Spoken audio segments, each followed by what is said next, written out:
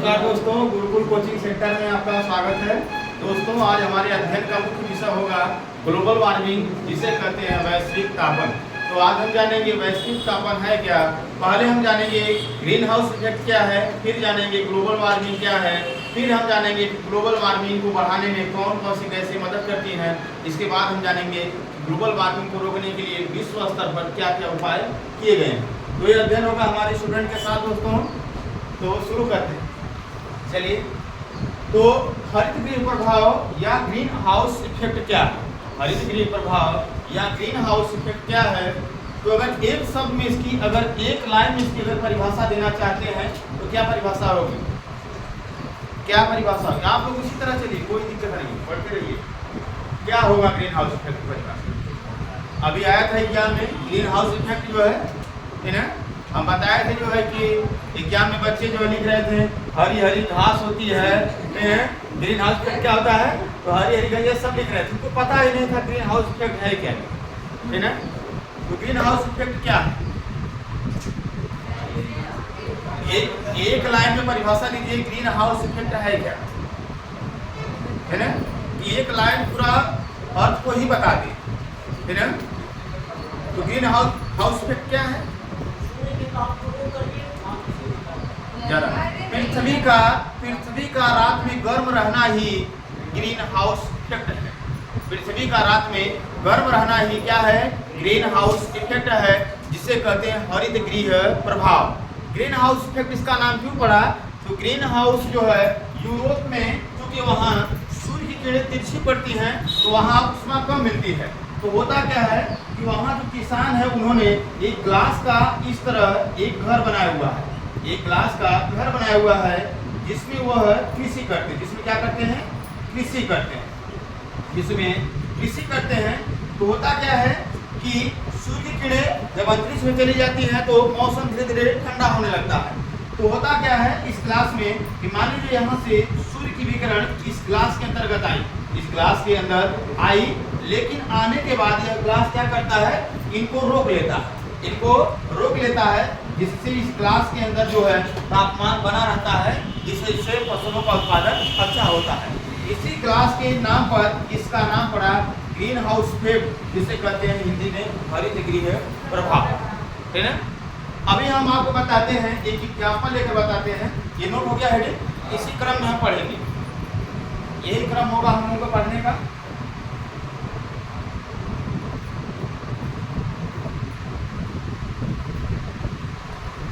ध्यान दीजिएगा, आप देखते हैं दिन का अभी तापमान गर्म है, दिन का तापमान अभी गर्म है। हम लेते हैं यहाँ, मान लीजिए यह सन है, यह सूर्य है, यहाँ कौन सा ग्रह है सबसे नजदीक, यहाँ बुध ग्रह है, बुध के बाद कौन है, शुक्र है, शुक्र के बाद कौन है, पृथ्वी के बाद कौन है, मंगल, है ना। मतलब सबसे नजदीक ग्रह कौन है, बुध ग्रह। यहाँ जो ग्रह है इसका नाम है बुध, यह है शुक्र और यह है पृथ्वी, है ना, यह है पृथ्वी ग्रह। अब ध्यान दीजिएगा, यहाँ बुध ग्रह है जो कि सूर्य से सबसे नजदीक है। ये जो सूर्य है, सूर्य के सबसे नजदीक ग्रह कौन है, बुध ग्रह। यहाँ ध्यान दीजिएगा, ये जो बुध ग्रह है इसका दिन का तापमान लगभग 400 डिग्री सेल्सियस पहुंच जाता है। कितना, 400 डिग्री सेल्सियस लगभग। मतलब यहाँ अगर आप जाते हो तो शरीर थोड़ी ही देर में पूरी तरह से पिघल जाएगा, ठीक है, जलकर पूरी तरह से राख हो जाएंगे 400 डिग्री सेल्सियस में। 100 डिग्री सेल्सियस जब पानी उबलता है तो हाथ डालते हैं तो हाथ पूरी तरह से जल जाता है। अब सोचो 400 डिग्री सेल्सियस में क्या होगा, है ना, पूरी तरह से जल जाएंगे। लेकिन होता क्या है कि जैसे ही सूर्य क्या होता है, अस्त होता है, सूर्य मतलब अस्त हो गया, और इसके बाद क्या होता है, बुध का तापमान तुरंत हो जाता है -73 डिग्री सेल्सियस। कितना हो जाता है, -73 डिग्री सेल्सियस। मतलब पूरी तरह से बर्फीली रात हो जाती है। दिन तो एकदम गर्म और रात में जाती है बिल्कुल बर्फीली। लेकिन इससे अपोजिट पृथ्वी को देखते हैं, इसके अपोजिट हम पृथ्वी को देखते हैं। तो पृथ्वी का जो दैनिक तापमान, दिन का तापमान रहता है लगभग यह 28 डिग्री सेल्सियस से लेकर 45-50, अधिकतम कभी कभी 50 पहुंच जाता है। लेकिन क्या रात का तापमान इसका माइनस में चला जाता है, नहीं जाता। इसका रात का तापमान तो माइनस में चला जाना चाहिए। यहाँ -73 है तो ये तो दूर है, यहाँ -10 हो जाना चाहिए। कितना हो जाना चाहिए, देखेंगे -10 हो जाना चाहिए, लेकिन ऐसा नहीं होता। तो कुछ ना कुछ तो कारण होगा कि जो कि यहाँ पृथ्वी का तापमान जितना गिरना चाहिए उतना नहीं गिर पाता, और जो कि बुध का तापमान माइनस में चला जा रहा है, ठीक है, जो कि यह सूर्य के सबसे नजदीक ग्रह भी है। यहाँ तो और गर्म रात होनी चाहिए, ठीक है। इसका कारण है कि यहाँ पर बुध ग्रह पे उपस्थित नहीं है वायुमंडल। क्या नहीं है? वायुमंडल यहाँ पर नहीं पाया जाता बुध ग्रह, और पृथ्वी पर पाया जाता है वायुमंडल। क्या पाया जाता है? वायुमंडल, ठीक है, वायुमंडल पाया जाता है। तो वायुमंडल में ऐसा नहीं कि सभी गैसें जो है ये ग्लोबल वार्मिंग के लिए उत्तरदायी, ऐसा नहीं, ठीक है। अभी हम पृथ्वी की बात करने से पहले हम शुक्र को देख लेते हैं। किसको देख लेते हैं? शुक्र ग्रह को देख लेते हैं। तो शुक्र ग्रह के भी पास इसका वायुमंडल, इसके पास अपना वायुमंडल है, और इसके वायुमंडल में उपस्थित है 95% CO2। क्या उपस्थित है? 95% CO2। यह एक गैस है जिसे कहा जाता है कार्बन डाइऑक्साइड, ठीक है। यह गैस जो है क्या करती है कि सूर्य से आने वाले विकिरण को, जैसे ये सन है, यहाँ से सूर्य से आने वाले विकिरण को क्या कर देती है? सोख लेती है। क्या करती है? सोख लेती है। और दिन के तापमान के बाद जब रात का होता है तापमान, जबकि इसको माइनस में जाना चाहिए, ठंडा हो जाना चाहिए, और यह ठंडा होने नहीं देती। अभी हम रात को देखते हैं तो तापमान लगभग कभी कभी ज़्यादा गर्मी लगने लगती है। रात को सोते समय देखिएगा कभी कभी ज़्यादा गर्मी होने लगती है। ऐसा क्यों होता है?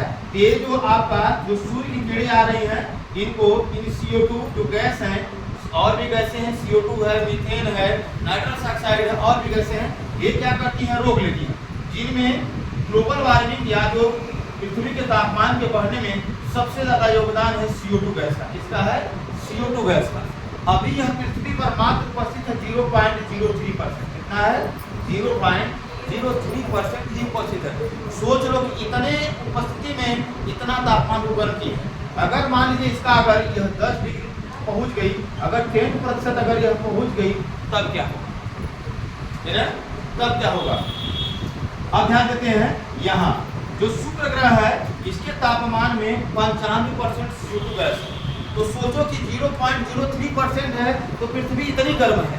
अगर जहाँ 95% CO2 है वो ग्रह कितना गर्म होगा? समझ रहे नहीं? वो ग्रह कितना गर्म होगा? यह गर्म ही नहीं, पूरे ब्रह्मांड का जितने भी ग्रह हैं उनमें सबसे यह गर्म ग्रह है। सबसे गर्म ग्रह कौन है? शुक्र है, ठीक है। और गर्म रहने का कारण कौन है? ये 95% CO2, इसलिए चमकता है।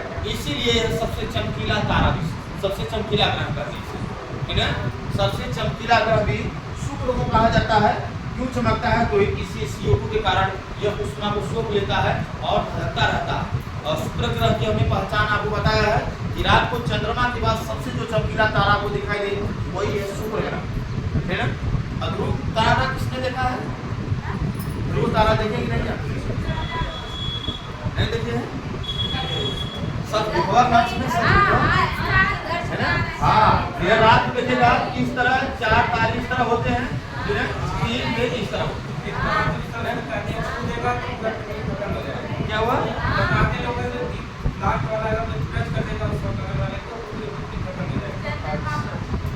हाँ, ध्यान दीजिएगा, यहाँ जो आपका तारा है ना, इसकी आप सीधा देखेंगे इस उत्तर में, यहाँ देखेगा आपको दिखाई देगा।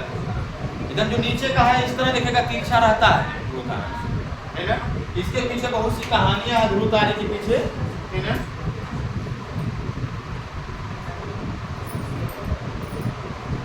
ध्यान दीजिएगा, तो अब तक हम समझ रहे थे यह जो बुध ग्रह है यह सूर्य के सबसे नजदीक है, फिर भी रात को इसका तापमान माइनस में चला जाता है। और पृथ्वी का तापमान माइनस में क्यों नहीं जाता?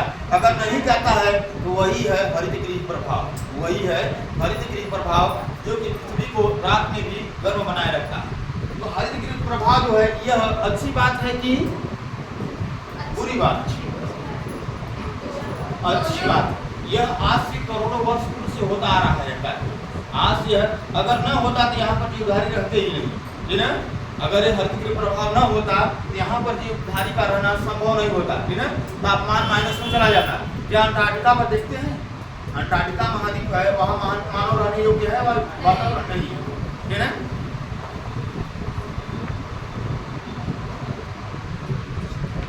तो हेडिंग डालिएगा हरितगृह प्रभाव।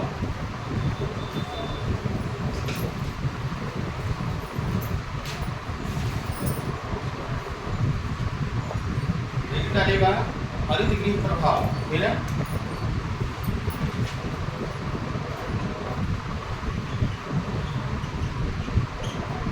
अच्छा, आप देखते हैं कि जब वर्षा होने से पहले, जब वर्षा होने लगता है पहले, जब बादल आ जाते हैं ऊपर तो मौसम लगता है नीचे से गर्म हो जाता है, नहीं कहते बहुत उमस हो रहा है, कहते ना उमस हो रहा है। ऐसा क्यों होता है? हाँ, जब उमस होता है तो आप कहते हैं कि लगता है वर्षा होगी, और सच में शाम होते होते वर्षा हो जाती है। हाँ, जानते हैं ये क्या होता है कि जो बादल होते हैं और इस जलवाष्प जो धूलकण होते हैं, यहाँ जो ऊष्मा आई रहती है, इनको यह वापस अंतरिक्ष में नहीं जाने देते और इनको वापस ये पृथ्वी पर भेजते रहते हैं, उमस होने लगती है, ठीक है। समझ, ये जो आ रही सूर्य से विकिरण यह वापस अंतरिक्ष में नहीं जा पाए, इन सबको ये रोक देते हैं, इसलिए जो है उमस होती है। ठीक है, हरितगृह प्रभाव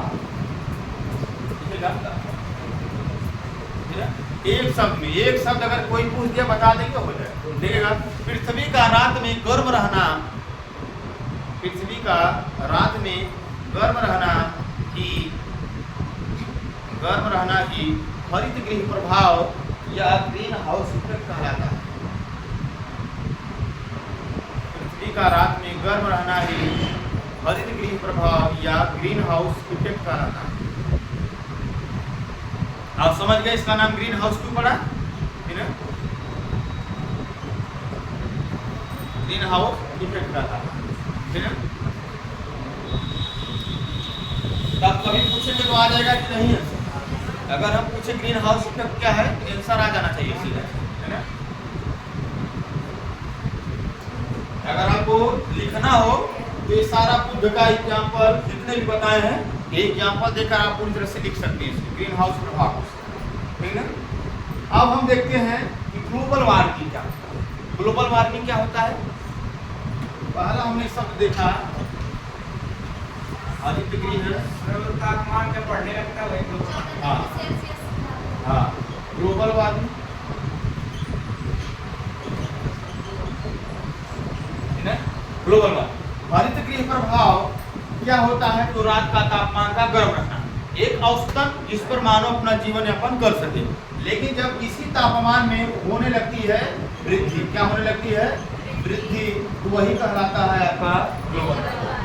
हरितगृह प्रभाव में होने वाली, तापमान में होने वाली वृद्धि क्या कहलाती है? Global warming. तो ग्लोबल वार्मिंग यह पृथ्वी के लिए लाभदायक है कि हानिकारक? क्या है? हानिकारक, है ना। तो ग्लोबल वार्मिंग क्यों हानिकारक है? ये थी ओजोन क्षरण कैसे? ओजोन क्षरण के लिए सबसे ज्यादा उत्तरदायी है CFC, क्लोरोफ्लोरोकार्बन, है ना। ग्लोबल वार्मिंग का प्रभाव उस पर नहीं पड़ता है। ग्लोबल वार्मिंग का प्रभाव क्या पड़ेगा? ग्लेशियर पिघलेंगे और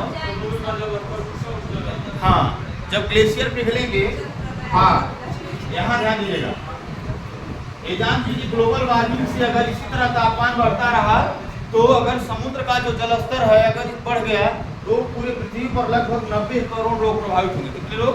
90 करोड़ लोग प्रभावित होंगे, जान लीजिएगा। कई राजधानियां जो डूब जाएंगी, कई देशों की, ठीक है। और इनमें सबसे ज्यादा खतरे पे है मालदीव, इंडोनेशिया, जितने भी जो है आपकी समुद्र में स्थित और देश, ये सबसे ज्यादा प्रभावित है। ध्यान दीजिएगा, यहाँ आपके पर्वतों पर पाए जाते हैं ग्लेशियर, पर्वतों पर पाए जाते हैं ग्लेशियर। ग्लेशियर क्यों पाए जाते हैं?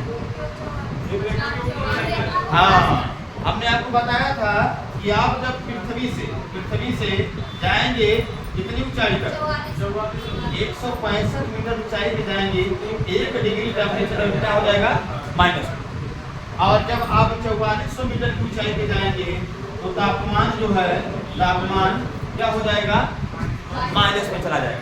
मतलब यहाँ मान लीजिए कि ये सतह, ये पर्वत है, ये मान लीजिए हिमालय है, यहाँ सतह है, यहाँ मान लीजिए यह 4400 मीटर की ऊंचाई है, यह 4400 मीटर की ऊंचाई को ये पर्वत क्रॉस कर चुका है।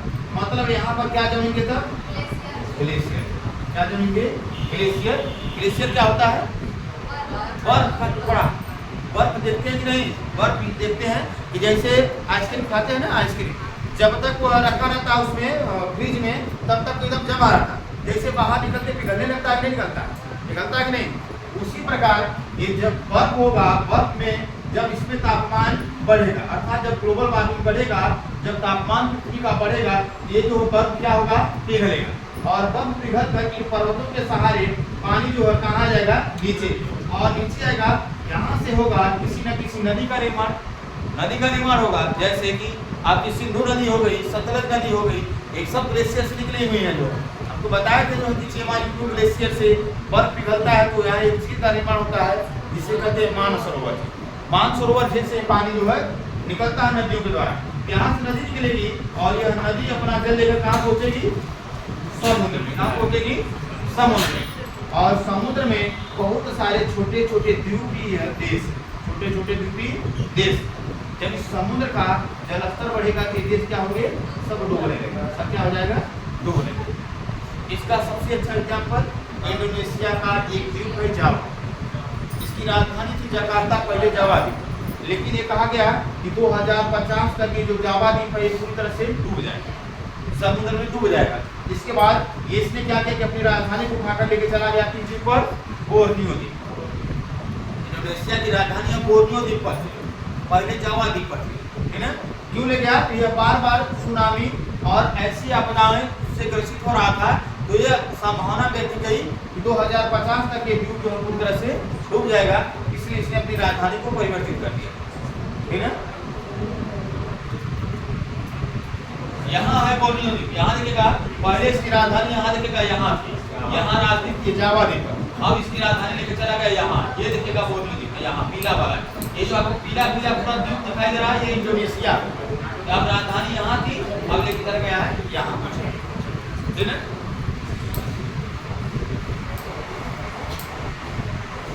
तो हेडिंग डालिएगा ग्लोबल वार्मिंग, देखिएगा ग्लोबल वार्मिंग।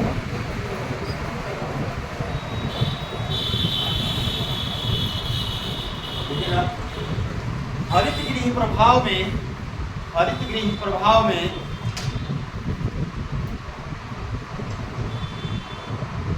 हरित गृह प्रभाव में न के लिखेगा, हरित गृह प्रभाव के तापमान में, हरित गृह प्रभाव के तापमान में होने वाली वृद्धि को, होने वाली वृद्धि को ग्लोबल वार्मिंग कहा जाता है। होने वाली वृद्धि को ग्लोबल वार्मिंग कहा जाता है। ग्लोबल वार्मिंग को हिंदी में लिख लेना वैश्विक तापन, नहीं तो आ जाएगा वैश्विक तापन, तो पता चला जो है कि सोचने लोगों की ग्लोबल वार्मिंग, हिंदी में इसे वैश्विक तापन कहते हैं।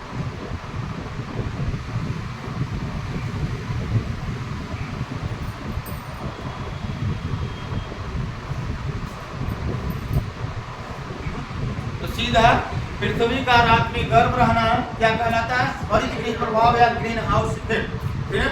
यह एक पॉजिटिव बात है, पृथ्वी अगर गर्म नहीं रहेगी तो जीवन रहना संभव नहीं, ठीक है। लेकिन जब इसी तापमान में एकाएक अधिक वृद्धि हो जाए जो हमारे लिए नुकसान हो जाए, नुकसान का काम करे, तो क्या हो जाएगा, ग्लोबल वार्मिंग। तब यहाँ इसको चाहिए संरक्षण, रोकने के लिए इसको रोका जाएगा तभी तो जीवन संभव हो पाएगा, ठीक है। लेकिन पहले हम देखते हैं कि ये जो ग्लोबल वार्मिंग है इसके लिए उत्तरदायी कौन है, इसके लिए उत्तरदायी कौन है। इसके लिए उत्तरदायी सबसे ज्यादा है यहाँ का मानव, यहाँ का है मानव। यहाँ ध्यान दीजिएगा, जो पृथ्वी के अंदर जो कार्बन पृथ्वी ने दबा दिया था उसको, पृथ्वी ने जो आपको पेट्रोलियम हो गया, आपकी जो जितने भी ईंधन है, जीवाश्म ईंधन, इसमें क्या पाया जाता है, तो कार्बन पाया जाता है। तो इस पृथ्वी ने उस कार्बन को भूमि के अंदर दबा दिया था कि पृथ्वी का टेम्परेचर है ये मेंटेन रहे, जिससे ग्लोबल वार्मिंग न हो। लेकिन मानव ने क्या किया, इस कार्बन को निकाल दिया, कार्बन को खोद कर निकाल दिया, पता कर लिया, खोजता रहता है बार बार जो है, खोजते खोजते इसको पता कर लिया कि नीचे क्या है, डीजल पेट्रोल है और एक ऐसे ईंधन है सब जो जीवाश्म ईंधन। अब इनको खोदा जो है, निकाल लिया और मोटर वाहन बाइक हर जगह इस्तेमाल कर रहा है और इससे निकलने वाले धुओं में मिलता है क्या, कार्बन, और इससे बढ़ती है CO2, इससे बढ़ती है CO2। ये तो हो गया पहला कारण। इससे जो है आपका फैलता है कुल 65% जो फैलता है CO2, जो गैस की मात्रा बढ़ रही है, इसमें जीवाश्म ईंधन की कुल जो है आपका जो जीवाश्म ईंधन इसमें जो है एक भागीदारी है 65%, लेकिन 11% भागीदारी जो है CO2 के बढ़ने में है आपका निर्वर्ण, ये वनों का काटना। जो वन को हम काट रहे हैं इनका जो है 11% भागीदारी है CO2 को बढ़ने की। क्यों है? क्यों है? क्योंकि वन जो है, जो पेड़ पौधे हैं, ये जब भोजन बनाते हैं कार्बन डाइऑक्साइड, जो भोजन बनाते हैं प्रकाश से, कभी हम कल ही आपको बताए थे, जो प्रकाश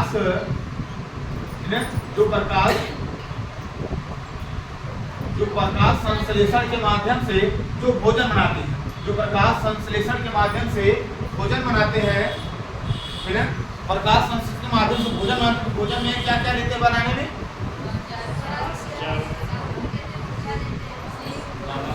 क्या लेते हैं? इनको चाहिए जल, और क्या चाहिए? प्रकाश चाहिए, और क्या चाहिए? और क्या चाहिए? तो CO2, ठीक है। अब CO2 सोच लो कि जितना पेड़ पौधे होंगे उतना CO2 को लेंगे, ठीक है, CO2 को उतना जो लेंगे भोजन बनाने के दौरान। अब जब पेड़ पौधे कम होंगे तो CO2 को कौन सोखेगा, कौन लेगा, खर्च करेगा? अब सोच लो अगर पृथ्वी पर मानव अगर नहीं रहेंगे, मानव अगर समझिए समाप्त हो गए, मानव अगर समाप्त हो गए तो एक भोजन हो गया, जितने भी सुविधाएं की क्या महत्व रह जाएगा मानव के साथ, ठीक है। तो इसी प्रकार जब ये अगर प्रकाश संश्लेषण होगा, प्रकाश संश्लेषण में जब जिसको CO2 चाहिए, जब वही नहीं रहेगा, इसकी मात्रा बढ़ेगी, CO2 की मात्रा बढ़ेगी। और बढ़ेगी तो मान लीजिए अभी तो पेड़ पौधे कुछ इतना है जो कि अभी मेंटेनेंस किए हुए हैं, लेकिन सोच लो अगर इसी तरह पेड़ पौधों को काटा गया, इसी तरह करते गए तो जो है जब कम होंगे तो हम CO2 लेंगे, इसका मतलब CO2 की मात्रा क्या होगी? बढ़ेगी, CO2 की मात्रा बढ़ेगी। तो इनके कटने की वजह से कुल 11% जो है CO2 की मात्रा जो है वृद्धि देखी गई, और 65% किसकी देखी गई? किस दृष्टि से? ये जो कार्बन जो इधर हम निकाल रहे हैं जमीन से, इनसे निकलने वाले जो धुएं से निकल रहे हैं, बात आ रही समझ में नहीं है ना?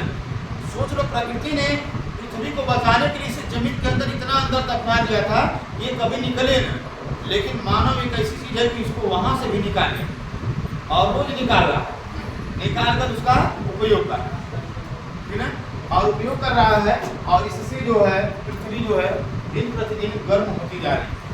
अभी हम लोग को महसूस नहीं हो रहा है, क्योंकि मानव जो है क्या करता है, अपने आप को किसी भी वातावरण में ढालते हुए चला जाता है, ठीक है। जैसे गर्मी धीरे धीरे अगर बढ़ेगी तो हम भी इतना टेम्परेचर को आपका एक तरह से बर्दाश्त, मतलब उसको अनुकूलित करते जाएंगे, लेकिन अगर अचानक बढ़ेगा तो नहीं करना। लेकिन जो बर्फ हो गया, क्या बर्फ जो उसको टेम्परेचर को करेगा क्या? वो तो जितना 20 से 100 डिग्री सेल्सियस अगर पानी उबलता है तो उबलेगा, ठीक है। बर्फ तो पिघलेगा, तो पिघलेगा तो समुद्र का जल स्तर तो बढ़ना ही बढ़ना है।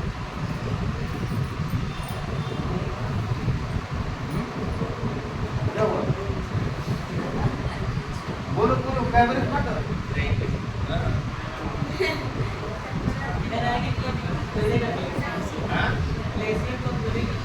गल रहा है, गले में गल रहा है ग्लेशियर। ग्लेशियर पूरा गलेगा उस दिन छुट्टी कर दीजिएगा।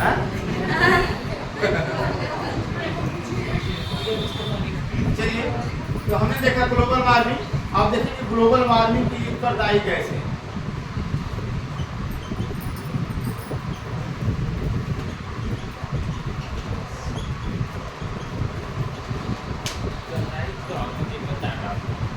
कोई दिक्कत नहीं, अरे कोई दिक्कत नहीं, करना चाहिए, है ना।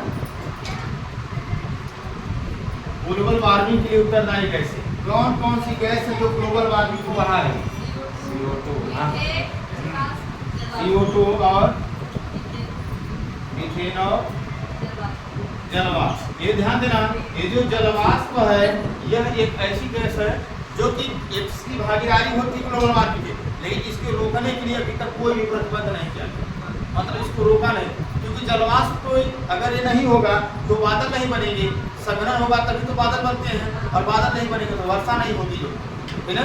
ये जलवाष्प क्या करती है, ये भी जो बादल बनता है, ये भी जलवाष्प क्या करती है, ऊपर जो है रहती है, और यह भी सूर्य के विकिरण को रोकने का काम करती है, ये जो जलवाष्प है।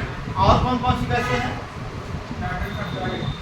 नाइट्रस नाइट्रस ऑक्साइड कह सकते हैं NO2, है ना। ये जो है मुख्य गैसें, कैसी गैसें हैं, मुख्य गैसें हैं जो ग्लोबल वार्मिंग के लिए सर्वाधिक उत्तरदायी है। और इनमें से भी जो CO2 है, यह CO2 गैस ग्लोबल वार्मिंग के लिए सर्वाधिक उत्तरदायी गैस है ना।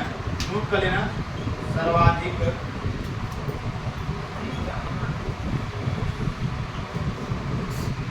उत्तरदायी गैस। और यह एक ऐसी गैस है जो पृथ्वी के लिए लाभदायक और हानिकारक दोनों, ये भी नोट करना। ये जो गैस है यह पृथ्वी के लिए लाभदायक भी है और हानिकारक। यह लाभदायक भी है, हानिकारक। लाभदायक क्यों है? तो पृथ्वी के तापमान को रात में गर्म रखना। हानिकारक कब हो जाएगी? जब इसकी मात्रा बढ़ जाएगी, एक औसत से अधिक हो जाएगी, है ना। तो यह लाभदायक और हानिकारक दोनों। नोट कर लेना। ग्लोबल वार्मिंग के लिए सबसे ज्यादा उत्तरदायी गैस कौन है? CO2। फिर कौन है? मीथेन। मीथेन के बाद नाइट्रस ऑक्साइड, है ना, NO2, फिर जल वाष्प। ये सब जो है ग्लोबल वार्मिंग को बढ़ाती है। मीथेन कहाँ से निकलती है? हाँ, धान के खेत, नोट लेना, धान के खेत। और कहाँ से निकलती है? तो दलदली क्षेत्र जो होता है ना, और जो पशु जुबाली नहीं करते हैं, है ना, हाँ, ऊपर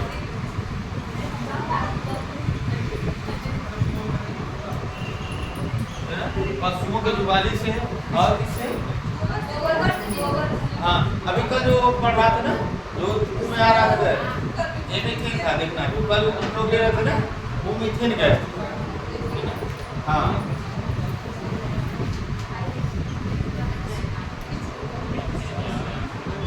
ये प्रश्न पूछे गए हैं मीथेन से।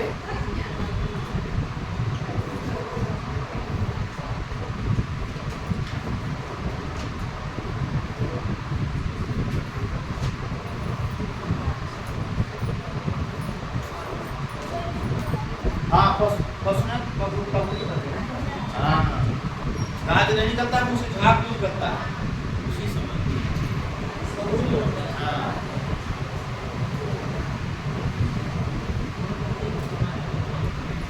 हो गया।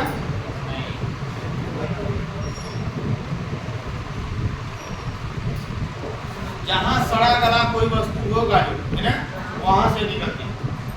जो और देखना, कभी जो पशु का जो घर होता है उसमें जो रहती है, देखना सुबह जाना और पशुओं का घर गर्म लगेगा, लगता है ना, तो गर्म जाते हैं किसी मीथेन की वजह से। वहाँ गोबर होता है, सुबह रहता है, उसमें से निकलती है और वहाँ देखिएगा गर्म कर देती है। हाँ, अच्छा, एक अनुभव करते हुए जब जाते हैं, कभी जाना रास्ते से जाना, देखना जहाँ पेड़ होंगे, पेड़ पौधे जहाँ होंगे, वहाँ देखना जो पेड़ के नीचे गर्म महसूस होता है। देखे कि नहीं देखे? पीपल नहीं, जैसे जाते हैं, हम बता रहे हैं, आप लोग एक आज ही ट्राई करेगा। जैसे आप बाइक से जाएंगे नहीं पैदल जाएगा, जैसे मान लीजिए यहाँ मान लीजिए कोई पौधा, यहाँ मान लीजिए खाली रोड है, फिर यहाँ कोई पौधा, यहाँ नीचे पड़ेंगे नहीं, पहुँचेंगे, यहाँ नीचे गर्म महसूस होता। क्यों गर्म होता है जानते हैं? रात हम रात की बात कर रहे हैं। रात को जाना किसी पेड़ के नीचे, देखना गर्म महसूस होता। क्यों गर्म होता है? वो CO2 छोड़ रहा होता है, नहीं सोना चाहिए। ये जानना देगा CO2 को महसूस करना, तो पेड़ के नीचे जाइएगा। नहीं तो बाइक चलती देखना, जैसे कोई पेड़ आएगा तुरंत गर्म हवा चलेगी, जैसे गर्म लग रहा है, फिर जैसे पेड़ को क्रॉस करके छाया क्रॉस करके फिर ठंडा हो जाएगा, फिर जैसे कोई पेड़ आएगा फिर गर्म महसूस होगा। ये गर्म जो महसूस होता है वो CO2 की वजह से होता है ना। अभी नहीं महसूस नहीं हो क्या है?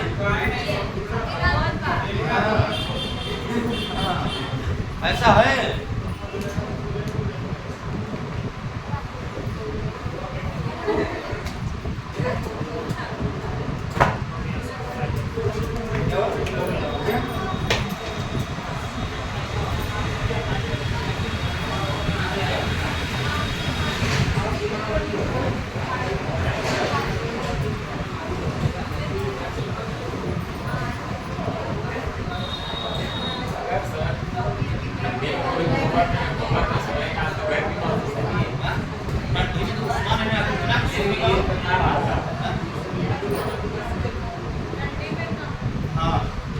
ठंडी में मौसम वैसे इतना ठंड हो जाता है कि उसका प्रभाव नहीं उतना हो पाता। चलिए अगला हेडिंग क्या थी? हाँ, ग्लोबल वार्मिंग का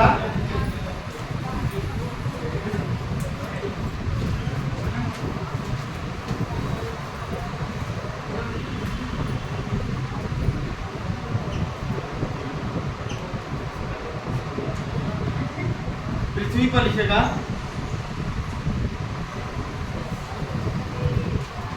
हानिकारक प्रभाव,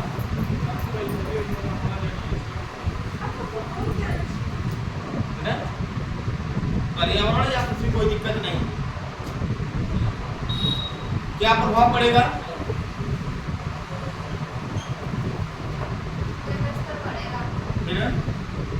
पहला तो ग्लेशियर पिघलेगा, ग्लेशियर का पिघलना। इसी तरफ पॉइंट आती जब एग्जाम देंगे तो इसी तरफ आता है, और उसी में देगा ओजोन क्षरण दे देगा, ओजोन क्षरण नहीं है, ठीक है। और क्या होगा?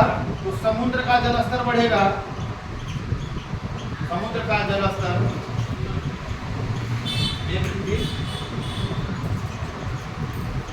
वृद्धि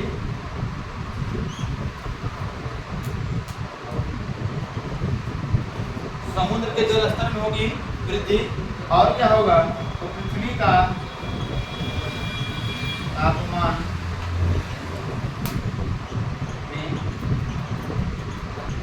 पृथ्वी के तापमान में होगी वृद्धि, ठीक है। हाँ, जैव विविधता का भी होगा क्षरण। हाँ, आम का बौर का समय से पहले आएगा, जैव विविधता का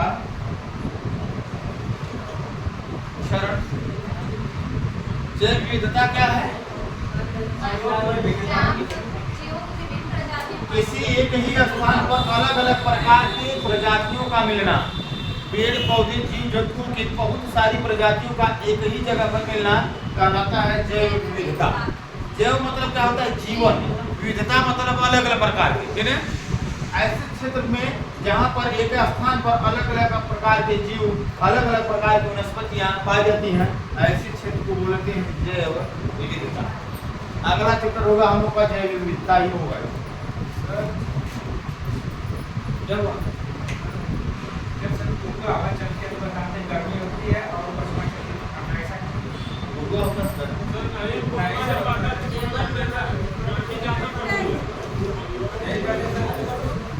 क्या हुआ?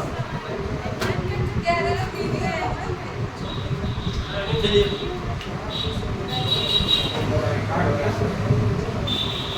यहाँ ध्यान दीजिएगा। तो ग्लेशियर का पिघलना, समुद्र का जलस्तर में वृद्धि, पृथ्वी का तापमान वृद्धि और जैव विविधता का क्षरण, ठीक है।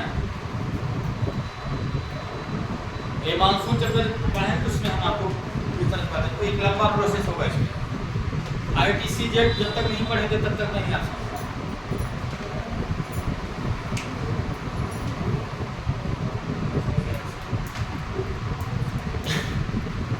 हो गया नोट?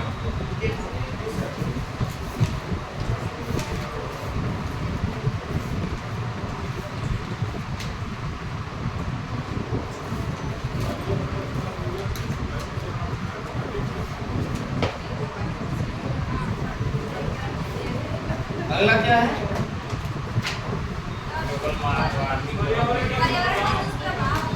हाँ? हो गया है, हो गया अगला क्या है? हाँ, ग्लोबल वार्मिंग। पहले हम देखते हैं कि सबसे ज्यादा जो एक ग्रीन हाउस गैसें हैं, जो ग्रीन हाउस जो गैसें हैं, इनको सबसे ज्यादा कौन फैलाता है? ठीक है, अगर देशों में देखें तो सबसे ज्यादा फैलाता कौन है? तो ग्रीन हाउस गैस को फैलाने में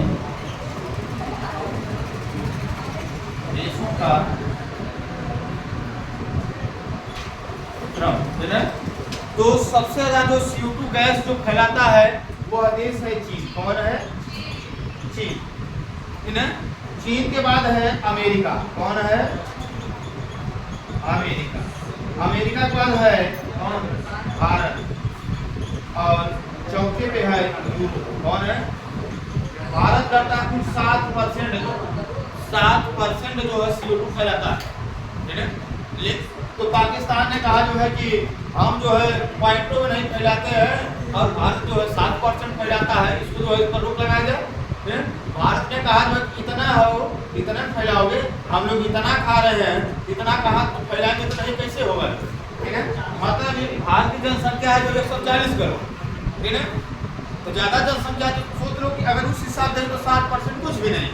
और चीन की जनसंख्या सोच लो कि भारत से वर्तमान में तो कम हो गई है, और चीन कितना फैला रहा है तो यह लगभग 27% के आसपास फैलाता है, ठीक है। अब सोचो जो है कि अब 7% क्या है जनसंख्या का, बहुत कम है, ठीक है। तो भारत जो तीसरे स्थान पर, याद रखेगा कि ग्रीन हाउस, ठीक है, भारत जो है ग्रीन हाउस जो गैसों के में जो फैलाने में इसका जो है तीसरा स्थान। कितना फैलाता है? तो 7%। फिर है यूरोप, सबसे ज्यादा कौन फैलाता है? चीन, फिर अमेरिका, फिर भारत, फिर यूरोप। नोट हो गया?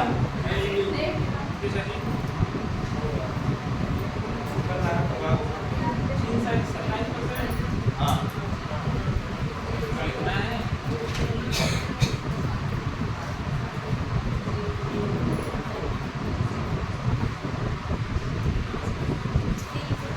चीन 29% हो गया है वर्तमान में, 29 है, अमेरिका है 16 है, अमेरिका 16 है, भारत है 7।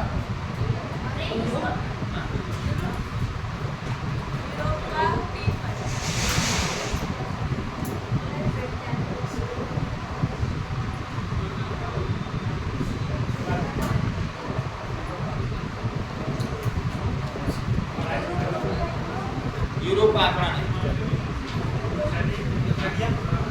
हो गया। ये जानेंगे green house gas. Green house gas क्या है? यही जो पृथ्वी को गर्म करती है ना, सूर्य से आने वाले विकिरण को जो सोख कर पृथ्वी को गर्म बनाती है, यही है ग्रीन हाउस गैसें। ग्रीन हाउस गैसों का अगर जैसे हम नाम लेते हैं तो आपको तुरंत आ जाएगी CO2, मीथेन, फिर NO2, इसके बाद जलवाष्प, ये सारी गैसें आ जाएंगी इसमें।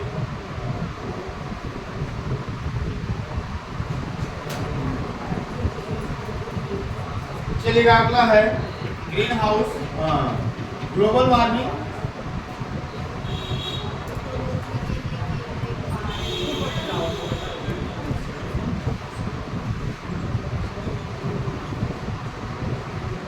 उपाय, क्या क्या उपाय किए गए, तो आप क्या उपाय करेंगे ग्लोबल वार्मिंग को रोकने की? अगर आपसे पूछे, पेड़ पौधों की संख्या में वृद्धि, है ना, पेड़ पौधों की संख्या में वृद्धि करिएगा।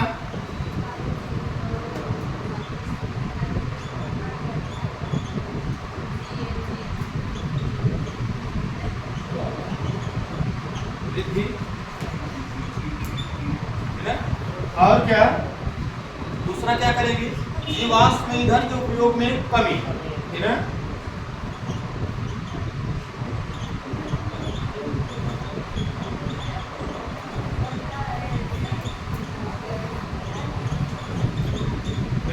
और याद नहीं, यही जीवाश्म ईंधन सबसे ज्यादा CO2 फैलाता है। CO2 के अगर बढ़ोतरी में देखा जाए कि 65% भागीदारी इसकी है, जीवाश्म ईंधन जो हम लोग निकालते हैं जमीन से, ठीक है। इसीलिए इस प्रकृति ने इसको अंदर दबा दिया था, इतना अंदर कि निकले ना दोबारा, है ना, लेकिन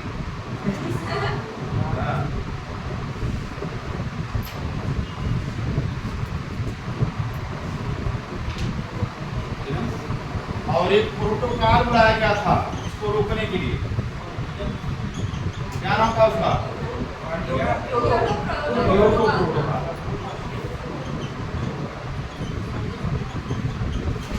कब बुलाया गया था? 1997। यहाँ पर क्या हुआ?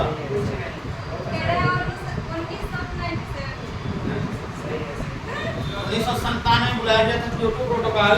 इसमें सभी देशों ने ये कहा कि आज के बाद हम लोग कार्बन का उत्सर्जन में कमी करेंगे, है ना, लेकिन कमी कुछ नहीं। अमेरिका ने तो कुछ किया, पहले अमेरिका था, पहले चला गया, लेकिन ये चीन मानने वाले हैं, चीन जो है ज़्यादा, क्योंकि औद्योगिक क्षेत्र ज़्यादा इन सबके पास है ना। तो जो फैक्ट्रियाँ हैं, तमाम प्रकार के उनसे निकलने वाले जो धुएँ हैं वही तो प्रभावित करते हैं। ये सब जो है, लेकिन अभी इसका जो विशेष तौर पर जो है ध्यान नहीं दे रहे इस पर, और मात्रा बढ़ती ही जा रही है, ठीक है। अगर इसी तरह बढ़ी जो है तो आने वाले बता रहे हैं कि 2100, ठीक है, सन 2100 में, मतलब जो है कि अभी तो चला 2024, तो अभी कितना 76 साल, 76 साल में लगभग जो है CO2 की मात्रा 5%, 2 से 5% वृद्धि हो जाए, ठीक है। 2 से 5% का मतलब जो है कि बहुत ज़्यादा गलत है।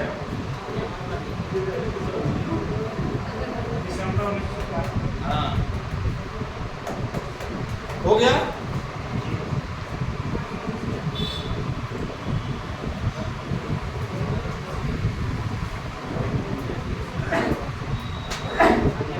और कोई बच्चा आपको हो गया सभी, ठीक है, इतने थे। दे रहा है आपका ग्लोबल वार्मिंग और उससे होने वाले दुष्प्रभाव, और उनके लिए उत्तरदायी कैसे, क्या है ग्लोबल वार्मिंग और क्या है प्रतिक्रिया प्रभाव, ठीक है। तो मिलते हैं अगली वीडियो में दोस्तों, जो होगा हमारा जैव विविधता। तब तक के लिए धन्यवाद।